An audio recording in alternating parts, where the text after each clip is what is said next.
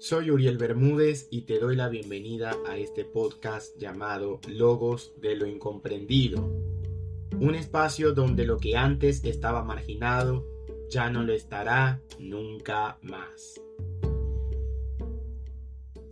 Buenos días, buenas tardes, buenas noches, dependiendo de la hora en la que me estés escuchando.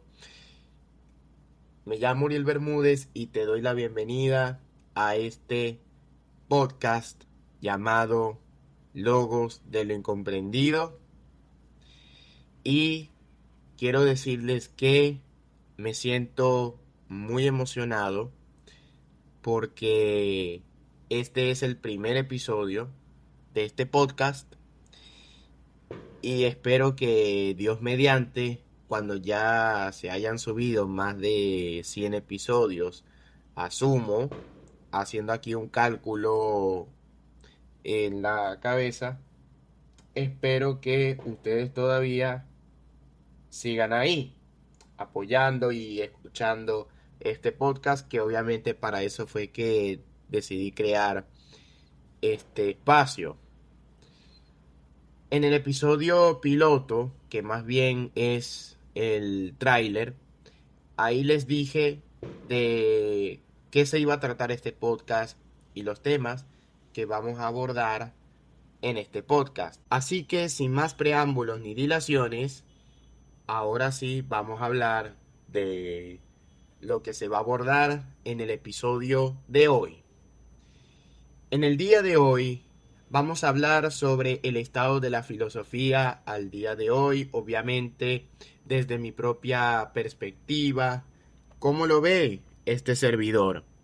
Ya yo había hablado de esto anteriormente en mi cuenta de TikTok, pero voy a aprovechar la oportunidad para ya poder explayarme en este tema y poder dar mi opinión, que la di por partes en ese momento.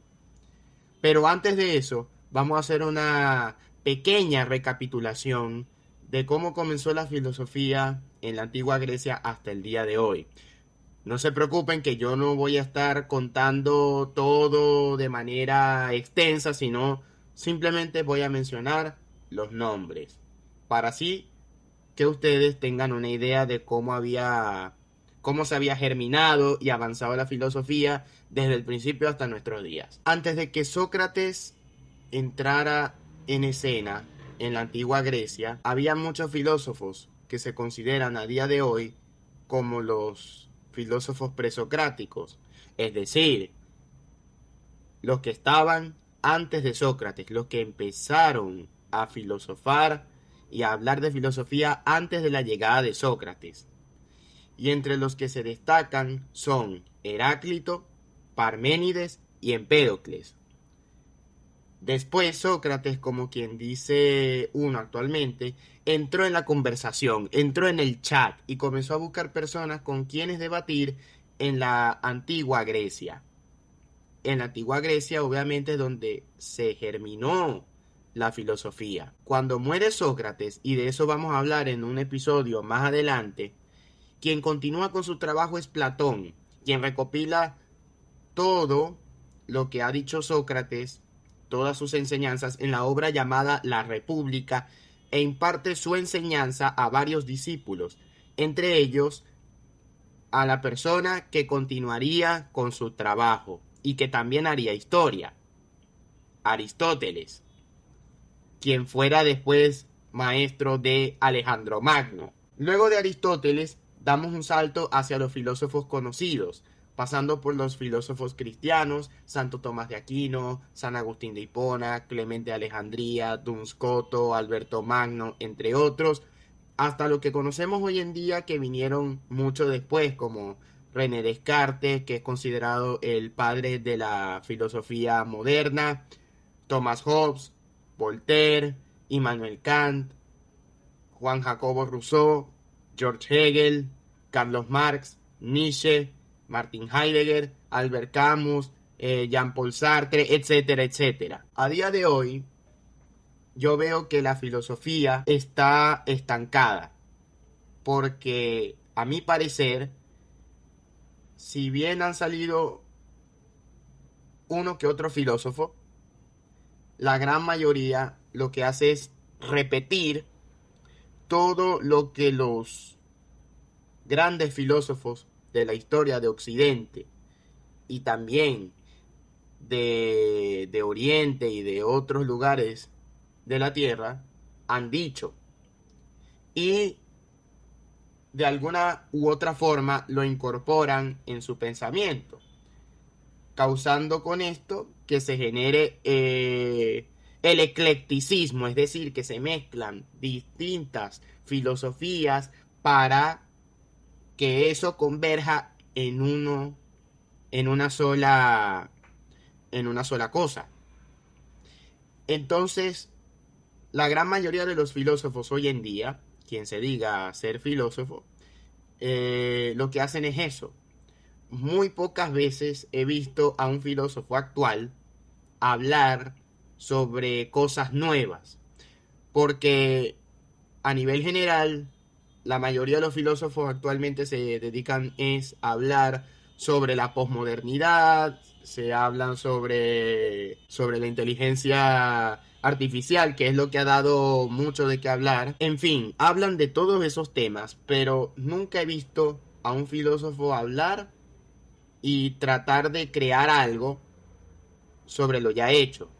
Y ojo, no quiero que esto se malinterprete como que el filósofo actual no puede basarse en lo que han hecho los grandes filósofos de la historia, sino que el filósofo, si bien debe tener lo de la filosofía de Sócrates, Platón, Aristóteles, desde los filósofos de la antigua Grecia hasta hoy en día, como base, como cimiento, tienen que tratar de buscar su propia teoría, o sea, buscar la manera por la que pueda crear algo propio y que esto pueda incidir en el desarrollo de la filosofía como tal. Sin embargo, de los filósofos actuales, me llamó la atención particularmente un filósofo que es de Corea del Sur,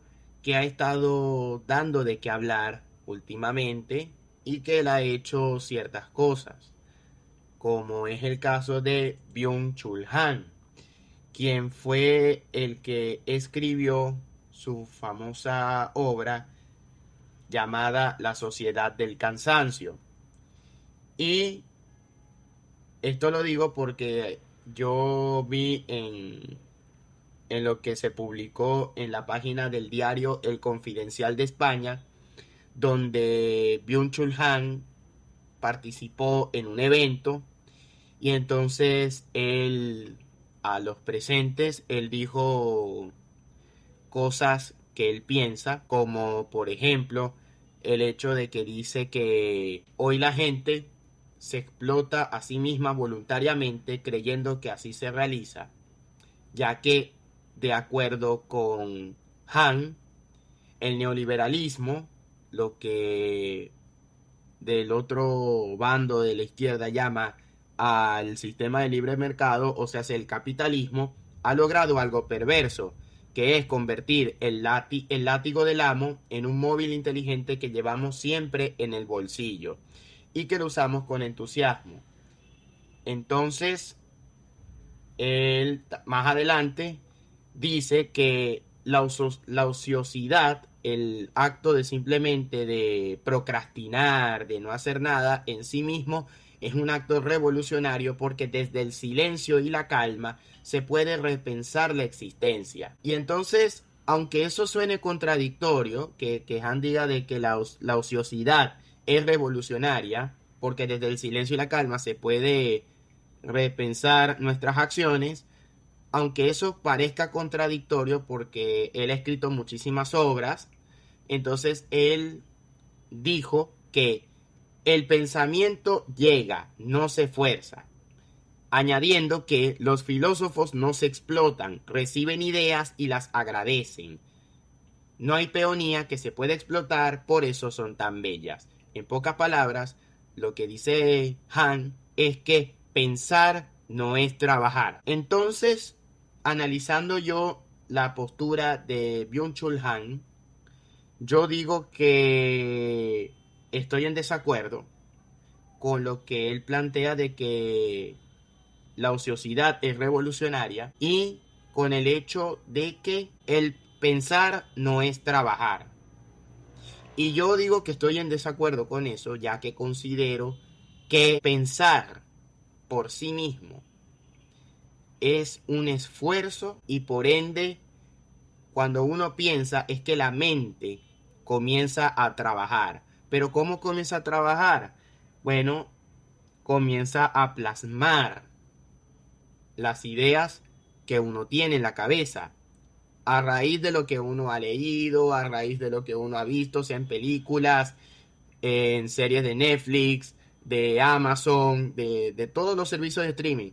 Uno se pone a leer, lo digo desde la perspectiva del filósofo, con lo que uno ha leído, con lo que uno se ha instruido, con lo que uno ha visto, con los análisis que uno ha leído, los ensayos, las tesis académicas. A partir de ahí es que uno comienza a analizar y llegar a la respectiva conclusión.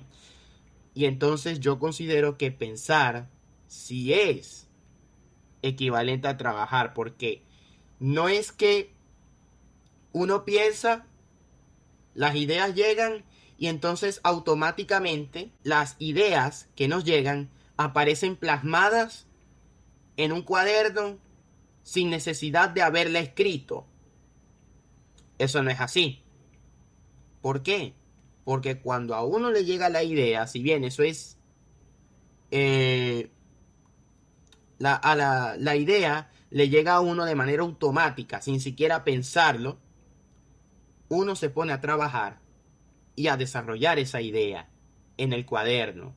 Y después, más adelante, se corrige si se considera que eso no fue suficiente, hasta que ya después todo eso esté completo. Entonces, por esa razón es que estoy en desacuerdo en ese punto con Byung-Chul Han, porque yo considero que el pensar si es trabajar, porque uno empieza a maquinar lo que uno va desarrollando en el cuaderno o en la computadora, a través de un documento Word o cualquier otro programa donde podamos expresar y plasmar nuestras ideas. También puede ser en un blog de notas, también. Pero pensar es trabajar, porque eso es necesario para poder no solamente plasmar nuestras ideas, sino también para cumplir con lo que se quiere. En este caso, sea publicar eso, lo que nos salió de la idea que se nos vino a la cabeza, sea para cualquier cosa. Lo importante es sentirse satisfecho por el trabajo realizado. Y por eso es que tampoco estoy de acuerdo con que uno se autoexplote, porque la manera en que Byung-Chul Han lo plantea es de que nosotros los individuos nos autoexplotamos. Es decir, que contrario a lo que puede hacer un trabajador, un obrero, alguien que trabaja, que está supeditado al patrón, ¿verdad? Que le paga y eso, que nosotros mismos nos autoexplotamos en el sentido de que para Han nosotros somos empleados de nosotros mismos y al mismo tiempo somos nuestro patrón, en el sentido de que nosotros somos los que trabajamos y al mismo tiempo somos quienes nos exprimimos y nos explotamos. Entonces, esa es una perspectiva obviamente en la que yo no estoy de acuerdo. Porque si nosotros, por ejemplo, en el caso de las personas que sean freelancers, si las personas trabajan, ¿por qué? porque ellos se fijan sus propios horarios, ofrecen los servicios que tienen que ofrecer, en lo que en este caso los servicios que uno cree que es capaz de ofrecer. Entonces, ¿cómo uno puede sentirse que explota cuando estás haciendo tu propio trabajo, donde tú pones las reglas, tú pones el horario y le dices al cliente, acuerdas con el cliente tanto cómo pagar, y si se da cuenta de que hay un error o que faltó algo, entonces uno se ofrece a revisarlo? Entonces, teniendo eso en cuenta, por todo, y eso es lo que yo he dicho, es que no estoy de acuerdo con lo que plantea Han. Y si bien es cierto que la ociosidad en algún punto puede ser necesaria, en el sentido de que si nosotros hemos trabajado lo suficiente, tenemos que darnos un descanso. Sí, en eso estoy de acuerdo. Pero tampoco podemos quedarnos en la procrastinación extrema. Es decir, uno trabaja, hace sus cosas normal y cuando llega el momento ya, llega, por ejemplo, el almuerzo, como, descanso un poco y después uno le vuelve a dar hasta la tarde, cuando ya uno ya se desocupa y ya comienza a descansar, sea ver una serie, jugar videojuegos, dependiendo de lo que a uno le guste, ¿verdad? Y ya después uno va preparándose para el otro día y así. Eso es una cosa, pero no se puede procrastinar al extremo, porque ya cuando se procrastina al extremo, ya eso no es procrastinación, ya eso no es ocio, ya eso es vaguedad, es ser vago. Y uno no puede ser vago. Uno no puede dejar de forjar su disciplina y la constancia. Sí, es válido ser disciplinado, que te esfuerces por conseguir lo que tú crees que te mereces en la vida. Puedes trabajar duro para eso, pero que en medio del trabajo puedas descansar, eso es óptimo. Es válido porque hay que recargar de cualquier forma nuestras energías, pero no podemos llegar tampoco a decir de que, como lo dice Han, la ociosidad es revolucionaria, porque nos permite pensar. Sí, podemos ser ociosos en el punto necesario para ya después regresar a trabajar. Pero no podemos permitir que caiga la disciplina, no podemos permitir que por simplemente estar haciendo otras cosas que no son productivas, se pierda todo, porque después, si nos entregamos a la procrastinación in extremis, entonces no habríamos hecho lo suficiente para lograr conseguir las metas que nos hemos propuesto realizar y cumplir, y por ende no podríamos cumplir con los sueños que nos hemos propuesto alcanzar y lograr. Lo que yo les digo es que uno en la vida, uno tiene que saber cuándo hay que trabajar, cuándo hay que descansar y cuándo hay que hacer una pausa para luego reactivarse. Entonces, ya regresando al punto de lo de lo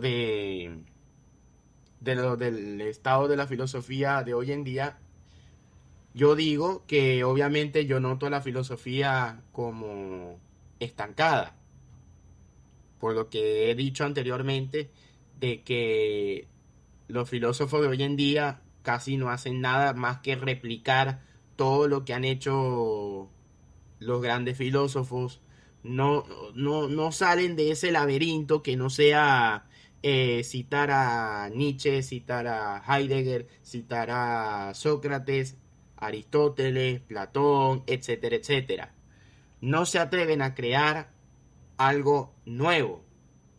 Por eso es que pienso que se van por lo seguro y hablan de eso y hablan sobre la posmodernidad, sobre la inteligencia artificial, sobre muchas cosas. Obviamente, y no dejan de hablar sobre los peligros del neoliberalismo, lo que ellos llaman, ¿no? Al sistema de libre mercado, al capitalismo. Pero ellos no critican a las otras ideologías que no advierten de los problemas de ciertas ideologías. Solamente critican lo malo de, del sistema capitalista, pero ellos creo que lo confunden más que todo con el corporativismo, o sea, con el sistema corporativista que sí es la degeneración del capitalismo. Pero bueno, ya eso es otra discusión que se haría más adelante. Quiero terminar ya este primer episodio diciendo que lo que hay que hacer de ahora en adelante, esto es como el consejo que yo daría para los que recién están comenzando a ser filósofos o hayan decidido lanzarse al ruedo. En este caso yo soy un pensador autodidacta porque desde que descubrí la filosofía a los 20 años, estando en el segundo semestre de la universidad, estudiando la carrera de Derecho, cuando lo descubrí a mis 20 años fue que empecé poco a poco a leer, a informarme y a buscar otras cosas. Yo diría esto: empiecen con lo que tienen y más adelante vayan desarrollando poco a poco su propia filosofía. Ojo, no tengan miedo digamos, de leer a los filósofos, incluyendo a los filósofos que uno crea que les puede gustar y otros filósofos con los que sienten que pueden discrepar de sus ideas. Porque al fin y al cabo, todo está plasmado allí. Lo que ha hecho Sócrates, lo que ha hecho Platón, lo que ha hecho Aristóteles, lo que ha hecho Santo Tomás de Aquino, San Agustín, Clemente Alejandría, Alberto Magno, Duns Scoto, Voltaire, Descartes, Hobbes, Kant, Rousseau, todos ellos, todo está plasmado allí. Puede que nos guste cómo pensaba este filósofo, podemos discrepar de lo que pensaba ese filósofo, pero no podemos perder el norte y tratar de hacer eso, de leer y analizarlos detenidamente y estudiarlos. Ahí es que uno lentamente va a comenzar su propio camino. Entonces, eso es lo que yo les digo a los que están comenzando recién en la filosofía. Sigan su propio camino, porque cuando llegue el día y vean de qué son capaces, entonces ahí es cuando se van a dar cuenta de que ya pudieron encontrar no solamente su voz, sino también su pluma. Encontraron su lápiz, encontraron su manera de escribir, se encontraron ustedes, tal cual como son. Y esto va de la mano con lo que uno va aprendiendo a lo largo de la vida y los errores que se cometen que nos llevan a moldear nuestro carácter y nos llevan hacia donde uno tiene que llegar. Esto obviamente si uno se compromete en no volver a cometer los errores, porque de algo tenemos que aprender. Y si no aprendemos, por eso es que el mundo está como está. Entonces, eso era todo lo que tenía que decir.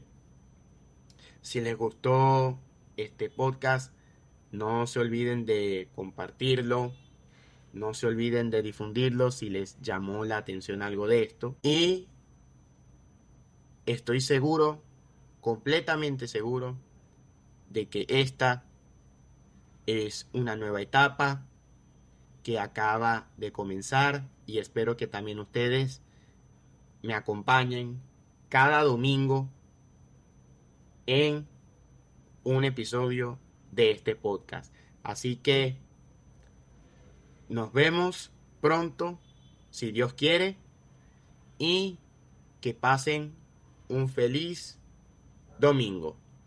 Muchas gracias.